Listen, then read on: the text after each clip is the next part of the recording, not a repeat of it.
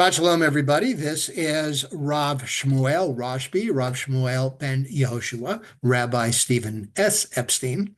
Thank you for tuning in. Thank you for listening. As you can see, I'm a little dressed down today because I'm going to talk a little plain about this particular parsha. But first, I want to thank everybody for um, subscribing to my channel. I see that I've got 400 people subscribing, and I'm just absolutely flattered and I'm humbled by your attention, by your consideration. I'm not an Instagram, what do they call it, influencer with millions of views, and that's fine. I don't really care. Um, if I'm reaching people that appreciate what I'm saying and it means something, then as far as I'm concerned, I'm doing my job, and that's what it's about. So let's take that and let's run with that. Here's my question. I've gotten some comments from people in different parts of the world.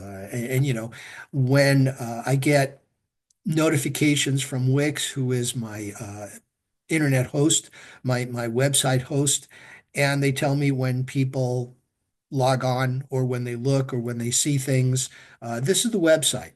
And also when I go to YouTube, I can see, how many views this post has or this video blog has. And it's people from everywhere, all over the place. It's amazing. People from New Zealand, yes, Mr. Kiwi, I see you. And I get people from Israel. I get people from different parts of the country. Had somebody in Syracuse, South Carolina, Texas. Had people, from France, all over the place. And again, thank you, and I'm humbled. So here's my question. You folks that subscribe and or just view and listen to my Devar Torahs, my 10-minute Torahs, as I call them, my sermons that I've start putting on the internet and YouTube and on my website because some people are not there on Friday night and they want to hear what I have to say, or people that are just curious that are looking for some Jewish person or whatever. Do you folks belong to a synagogue? That's my question. And if so, if not, why? What's preventing you? I've gotten messages from people that say that they're far away, that the nearest synagogue is far away from them, and getting to it, moving closer to a synagogue is not practical. Maybe they live in an area and for whatever reason, that's where they are, and they can't move. Going to the nearest conservative or synagogue of their choice is too far and impractical. So they like to kind of tune in and hear what I have to say, and that's fine. But some of you, okay, what's preventing you from joining a synagogue? And or even attending every now and then. That's my question. Look at this week's Parsha, okay? Pekudei, Pekudei. Pekudei means accounting. And we've gone through the book of Exodus, and Pekudei basically ends the book of Exodus with Moses taking an accounting. So he's like an accountant. He's a cost accountant. He's looking at the materials that were donated for the construction of this Mishkan, this tabernacle, and he's making a record because he wants to make sure that everything's accounted for.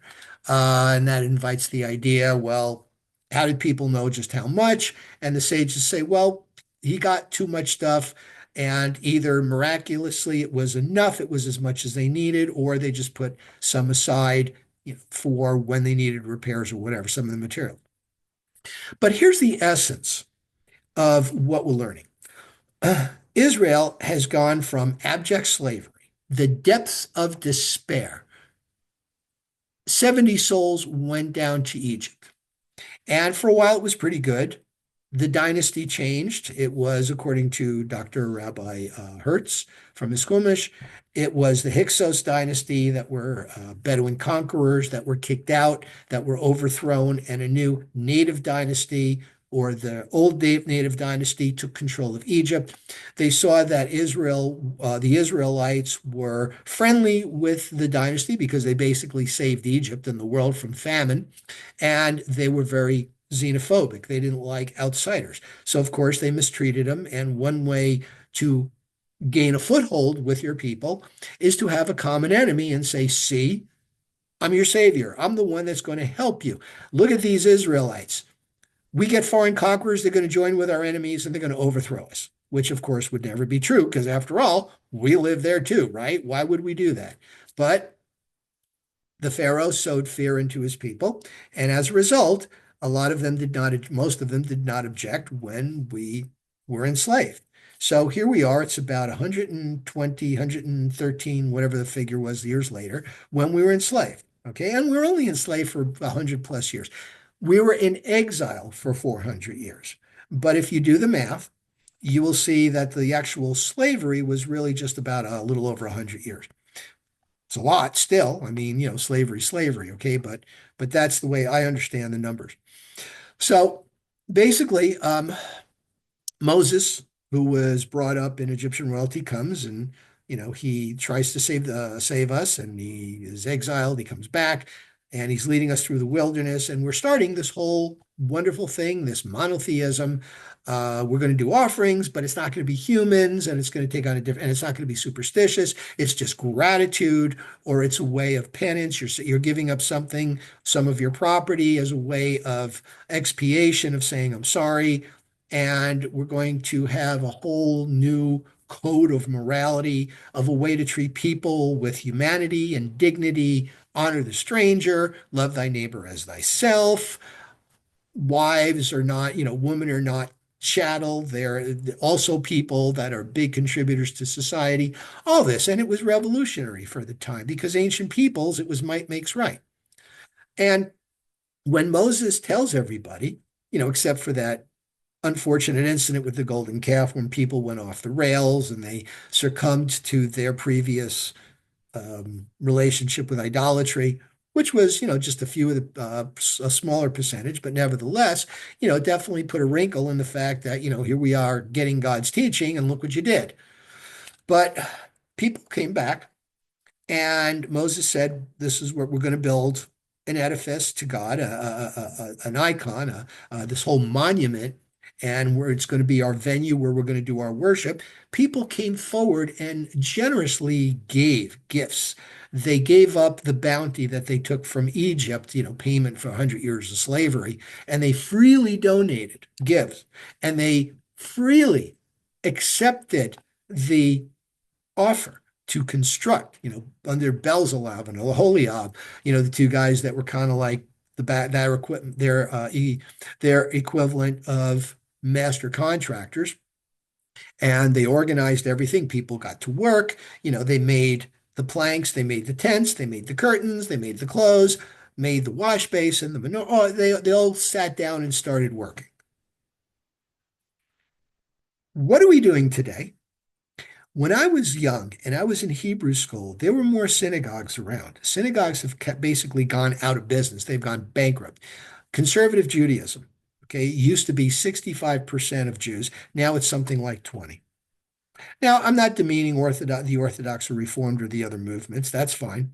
But I'm just saying, what has happened in the last bunch of years that has made Judaism not as popular? Now, it's very easy to go back and say that a lot of people that built synagogues back then, it was 20 or so years after World War II, after the Holocaust. It was fresh in our minds, and people were basically traditional Jews. This is what they did. This is what they knew. My generation, the baby boomers, took the world through a whole period of rebellion. We basically a lot of us rejected the idea of formal religion. And we said, no, we want to worship on our own. We want to have our spirituality. We don't want to have to do things this way or that way. We want to have our personal relationship with God. If we even believe in God, maybe we just want to have a relationship with the universe or whatever. And things changed. And now some people are coming back. We've had a lot of people in our synagogue that have some of them have adopted Judaism. They like what they see. And in a way, it's kind of a mandate for us, to meet the spiritual needs, not just, well, you can do this on Shabbat, you can't do this. We got Passover coming up. You got to eat crackers for 7 days and eat a bunch of prunes so it doesn't affect you, right? But we have to respond to that. But we also ask you to respond to us responding. We want to meet your needs Come and meet your needs by working with us. Let us know how we can best serve you spiritually. Synagogue and religious leaders like myself. I want to know. I do. I want to know how I, as a rabbi, can help you find that spirituality, in my case, through the venue of Judaism. That's what I see as my role. Think about that. Get back to me if you want. Leave a comment either on my Wix account or on the YouTube channel where you see this. I'd be curious to hear your feedback. And again, thank you so much for listening. Thank you for watching. And, you know, I guess things are going. If I've got 400 followers, I'm just, I'm blushing. I don't know how to thank you enough. So thank you. Let's keep the ball rolling. Let's get a conversation going. And thanks again. And of course, as always, Shabbat Shalom.